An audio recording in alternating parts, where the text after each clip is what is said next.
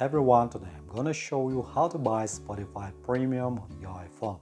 If you want to pay for Spotify Premium, you see that you can't upgrade to Premium in the app. They know it's not ideal, but what to do? There is a way. Open the Safari browser and type in Spotify. After that, open the Spotify website, spotify.com. Here, view all premium plans. Choose a plan that you are comfortable with, for example, this. Then log into your account on the site in exactly the same way as on your iPhone.